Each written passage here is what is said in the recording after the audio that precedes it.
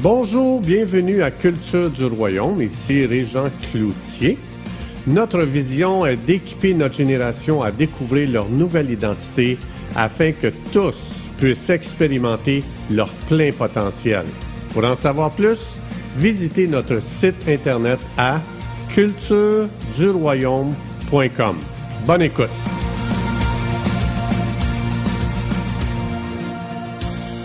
Bonjour, bienvenue à cette pensée du jour. Aujourd'hui, on va continuer dans le psaume 91, toujours dans le but d'équiper les gens pour n'importe quelle crise qui peut arriver dans ce monde, et on sait très bien qu'il y en arrive plein de crises dans ce monde. Alors aujourd'hui, on va continuer dans le psaume 91, on est rendu au verset 13, mais avant de lire le verset, je veux juste expliquer que pour comprendre l'ampleur et la grandeur du verset qu'on va lire aujourd'hui, il faut garder en tête le contexte du psaume 91 qui parle de protection.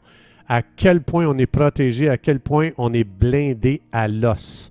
Donc, le verset qu'on va lire, ça ne semble pas rapport, mais ça a complètement rapport parce que le verset inclut notre protection, mais là, l'Esprit de Dieu va nous amener à un autre niveau, complètement un autre niveau, dans une nouvelle dimension. Et la question que je pose aujourd'hui, c'est est-ce que j'ai une révélation de qui je suis? Est-ce que vous avez une révélation de qui vous êtes réellement? Est-ce qu'on connaît notre identité? Parce que ça va toucher à ça, le prochain verset. Est-ce qu'on sait vraiment qui nous sommes? Parce que vous allez voir que Dieu a une opinion différente souvent de ce qu'on a de nous-mêmes. Ce qu'il pense de moi, c'est à des années-lumière de ce que moi je pense de moi. On va voir ça ensemble. Donc, c'est important parce que notre identité va nous aider à comprendre à quel point on est protégé, puis on va voir pourquoi aujourd'hui. Puis je vous lis le verset, vous allez voir, ça ne semble pas rapport, mais ça a vraiment rapport. Psaume 91, verset 13, ça dit « Tu marcheras sur le lion et sur le serpent, tu piétineras le lionceau et le dragon. » Donc, dans ce verset ici, il y a trois animaux différents. On a le lion, on a le serpent et on a le dragon. Parce qu'évidemment, le lionceau, c'est un petit lion, c'est le jeune lion. Donc, ces trois animaux, quand on étudie la Bible, sont les symboles de la puissance satanique. Oh! Est-ce que Dieu cherche à me faire peur? Non, non, non, non. Je vais juste regarder avec vous ici. Si on a peur, on sent qu'on n'est pas protégé. Juste pour vous expliquer ces trois symboles-là de la puissance satanique, dans 1 Pierre 5,8, ça dit que le diable rôde comme un lion rugissant. Donc, le lion, ici, c'est le premier animal qui est nommé pour décrire le diable. Dans Apocalypse 12,9, ça dit « Il fut précipité le grand dragon », comme on vient juste de lire, le serpent ancien, exactement l'animal qu'on vient juste de lire, appelé le diable et Satan. Donc, 1 Pierre 5,8 et Apocalypse 12,9 expliquent que ces trois animaux sont la puissance satanique à l'œuvre. Donc, comme je vous ai dit, Dieu n'est pas là pour nous faire peur. Si on commence à avoir peur, ça veut dire qu'on ne se sent pas protégé. Donc, ça a une autre signification, ce verset qu'on va voir aujourd'hui. Donc, ce que Dieu veut faire ici, il veut nous révéler à quel point Dieu nous a donné une position très, très, très élevée. Parce que si je peux marcher sur toute la puissance satanique, ça veut dire que, oh boy, je suis quelqu'un que je ne connais pas. Si je peux même les piétiner, ça veut dire leur faire du mal. Ça veut dire que je ne sais pas qui je suis réellement. Donc, on va voir ça ici. Ça inclut que Dieu veut que l'on connaisse notre identité en lui et notre position spirituelle. Parce que si je connais mon identité, c'est une protection pour moi. Si je connais ma position, c'est une protection pour moi parce qu'ici, il dit que je suis au-dessus de toute la puissance des ténèbres. Quand même extraordinaire. Donc, ça veut dire que Dieu a placé le royaume des ténèbres sous mes pieds. Puisque je peux marcher dessus, ça veut dire qu'ils sont sous mes pieds. Puisque je peux les piétiner, leur faire du mal, ça veut dire qu'ils sont sous mes pieds. Alors, ce que Satan veut faire, il veut utiliser notre ignorance pour justement nous amener à vivre dans la peur, dans les tourments.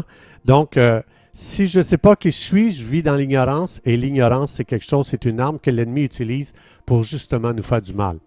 Alors, est-ce que vous savez que vous êtes le cauchemar des démons? Saviez-vous ça?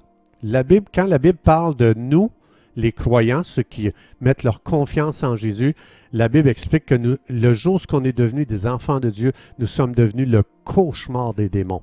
On va voir ça un petit peu plus loin. Donc, la Bible explique qu'on a été placé au-dessus des anges et au-dessus des démons. Je vais lire ici dans Psaume, chapitre 8, versets 5 et 6, ça dit « Dieu, tu as fait l'homme de peu inférieur à Dieu. » Donc, ça parle de qu'on a été élevé très, très haut. « Et tu l'as couronné de gloire et de magnificence. » Et le verset ensuite, il dit « Tu lui as donné la domination sur les œuvres de tes mains. » Et tout de suite après, il va dire, tu as tout mis sous ses pieds, marcher sur l'ennemi, les ténèbres, piétiner le monde des ténèbres. Ça dit que Dieu a tout mis sous nos pieds. C'est la raison pourquoi on peut marcher sur la puissance de l'ennemi. On peut le piétiner. Donc, dans Psaume 82, verset 6, ça dit, vous êtes des dieux. Vous êtes tous des fils du Très-Haut, El Elyon, en hébreu. Maintenant, c'est intéressant parce que dans Ésaïe 14, 14, Satan dit « Je serai comme le Très-Haut, je serai comme El Elyon. » Moi, je n'ai pas besoin d'essayer, je suis déjà un fils d'El Elyon. Tellement que Dieu nous a élevés très, très haut. Et de comprendre et de demander au Saint-Esprit « Révèle-moi qui je suis devenu quand j'ai dit à Jésus « Je te reçois comme mon sauveur. » Bien, ça, c'est justement une protection. Quand j'ai une révélation de qui je suis, c'est une protection contre toute la menace du monde des ténèbres. Dans Éphésiens 2.6, ça dit une autre chose très intéressante. Ça dit que Dieu, quand on s'est converti, quand on est né de nouveau, Dieu nous a ressuscités ensemble avec Jésus. Oh, intéressant. Et non seulement il t'a ressuscité ensemble, mais il dit, mais il te fait asseoir ensemble dans les lieux célestes en Jésus. Ça veut dire que présentement, pendant que je vous parle, non seulement je suis sur la terre, ça c'est une réalité, mais je suis en même temps assis au ciel, au troisième ciel avec Jésus. Pourquoi je dis le troisième ciel? Parce que la Bible, quand elle parle lorsque Jésus a été assis, c'est au troisième ciel. Le premier ciel, ben, c'est le ciel qu'on voit avec les planètes, les oiseaux, ça c'est le premier ciel. La Bible explique qu'il y a un deuxième ciel qui est le quartier général du monde des ténèbres. Satan opère à partir du deuxième ciel pour justement faire du tort aux humains sur la terre. Mais le troisième ciel, si vous regardez dans 2 Corinthiens chapitre 12, Paul il dit « Je suis allé au troisième ciel ». Donc ça, c'est complètement la présence de Dieu. Éphésiens 2.6, quand ça dit qu'on est assis ensemble avec Jésus, ça veut dire qu'on est assis ensemble au troisième ciel. C'est pour ça que tout a été mis sous nos pieds. Dieu nous a élevés. Ça veut dire que je suis assis présentement sur un trône de puissance et d'autorité juste à côté de Jésus. Tous les croyants sont assis là, présentement. Donc, ça veut dire puisqu'on est assis au troisième ciel, si Satan opère à partir du deuxième ciel, son quartier général est là, ça veut dire qu'il est sous mes pieds. Moi, je suis assis au troisième ciel sur un trône d'autorité avec Jésus. Donc, Satan est au deuxième ciel, puis vous et moi, quand on regarde en haut, on voit le premier ciel. Mais c'est pour ça qu'on est assis au troisième ciel, Satan est sous nos pieds, et regardez bien pourquoi Jésus nous a dit ça. Pourquoi dans Marc 16, 17? Expliquez-moi pourquoi. Jésus il a dit, « Voici les miracles qui accompagneront ceux qui auront cru en Jésus. En mon nom, ils chasseront les démons. » Ah, intéressant. Je ne peux pas chasser quelqu'un qui est au-dessus de moi, mais je peux chasser quelqu'un qui est en dessous de moi. C'est une preuve que l'ennemi est sous mes pieds. C'est la raison pourquoi je peux le chasser, je peux vraiment le lier, je peux prendre autorité sur lui, puis il est obligé d'obéir, il est obligé d'exécuter les ordres que je vais lui donner.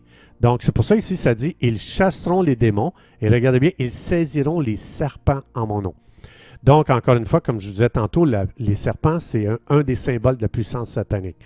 Donc, ici, ça révèle, quand Dieu dit, tu vas marcher sur l'ennemi, tu vas le piétiner, tu peux le tourmenter, tu peux vraiment lui faire du mal. Si je chasse un démon, ça veut dire que j'ai plus de puissance que lui. Dites-moi pourquoi ici, dans Luc 10, 19, Jésus dit, « Voici, je vous ai donné le pouvoir de marcher sur les serpents, puissance satanique, sur les scorpions, une autre image de la puissance satanique, et sur toute la puissance de l'ennemi, qui opère à partir du deuxième ciel, là où est leur quartier général. » Et Jésus dit, « Rien ne pourra vous nuire, parce que vous êtes assis au-dessus de lui. » Donc, vous êtes né de nouveau, vous êtes un croyant qui avait cru en Jésus, vous êtes assis bien au-dessus des anges et des démons. Donc, mais Satan ne veut pas que l'on sache ça. Il ne veut pas parce que si je ne sais pas ça, je ne saurais pas comment dealer avec lui. Donc, dans Jean 8,44, ça dit que Satan est le père du mensonge. Lui, c'est pour ça qu'il veut pas que tu connaisses la vérité de qui tu es réellement. Parce que si on sait ça, c'est une protection sur nos vies. Il ne veut pas que tu saches que Satan a été mis sous tes pieds. Il est en dessous de toi. Il n'est pas au-dessus de ta tête. C'est pour ça que ça dit, tu vas marcher sur lui. Marche sur la tête. Laisse-les pas te marcher sur la tête. Donc, ça veut dire que quand dans ma tête, mes pensées, je suis tourmenté, je suis inquiet, je stresse, j'ai des pensées de suicide, j'ai des pensées de découragement, si je le laisse me marcher sur la tête. La Bible dit, tu vas marcher sur sa tête à lui. Donc, c'est fou comment on peut les tourmenter. C'est incroyable. Donc, puis ici, quand il dit, tu vas piétiner le lionceau c'est un symbole de la jeunesse, donc du lion rugissant qui cherche à nous dévorer, mais le lionceau est encore plus jeune, est encore plus fort. Peu importe la puissance du monde des ténèbres, ils peuvent utiliser leurs meilleurs hommes. Encore là, je peux leur faire du mal, je peux les piétiner, ça dit ici. Je peux les écraser avec mes pieds. Donc, autrement dit, ne te laisse pas tourmenter, tourmente-les. Donc, laisse-toi pas marcher sur la tête, laisse-les pas agir dans tes pensées. Ah, tu t'en sortiras pas, tu vas tomber malade, tu vas mourir, tu réussiras pas, tu vas échouer, tu vas faire faillite. C'est fou toutes les pensées qui viennent dans notre tête, puis on les laisse marcher sur notre tête. Donc, dans cette pandémie là qu'on vit présentement, combien peut s'amuser dans nos têtes et nous marcher sur la tête en nous disant que c'est dangereux, puis là, il commence à nous faire paniquer, il nous amène dans le découragement, il nous amène à désespérer. Dieu dit, piétine sur leur tête. Laisse-les pas te piétiner sur la tête. Donc, on peut les tourmenter comment? En déclarant, moi, je suis un fils d'Éliane et j'ai le pouvoir de te lier et de délier. Regardez ici dans Matthieu 16, 19, Jésus dit, je vous donne les clés du royaume, le royaume du ciel. Je vous donne ces clés-là, il dit, pour interdire sur la terre ce qui était interdit au ciel. Je dis, au ciel, il n'y en a pas de virus présentement, il n'y en a pas de pandémie. Alors Dieu dit, je te donne les clés pour que tu libères sur la terre ce qui est libéré dans le ciel. Ça veut dire, si je ne le vois pas au ciel, j'ai la puissance et l'autorité de lier le virus, de lier la maladie, de lier tout ce que le monde des ténèbres peut apporter présentement dans ma vie. Donc, on déclare les promesses de Dieu. L'humilité, c'est de dire comme Dieu dit. Dieu dit, je t'ai placé dans cet endroit-là, donc tu ne seras pas orgueilleux en disant que Dieu me placé là. L'orgueil, c'est d'avoir des définitions différentes de celles de Dieu. « Ah non, moi je suis rien. Ah, je suis faible, je suis pauvre, je suis petit, je suis bon à rien. » Ça, c'est vraiment de l'orgueil, parce que jamais Dieu va nous parler comme ça. Jamais Dieu va dire ça de nous. Donc, regardez Jean 10, 34. Jésus... Ça a troublé les gens quand Jésus a dit ça. Dans Jean 10, 34, Jésus leur répondit, « N'est-il pas écrit dans votre loi, j'ai dit que vous êtes des dieux? » Autrement dit, Jésus a une opinion très, très élevée de qui nous sommes. C'est nous qu'on s'abaisse puis qu'on se met en dessous des démons. Jésus nous a placés au-dessus des démons et au-dessus même des anges.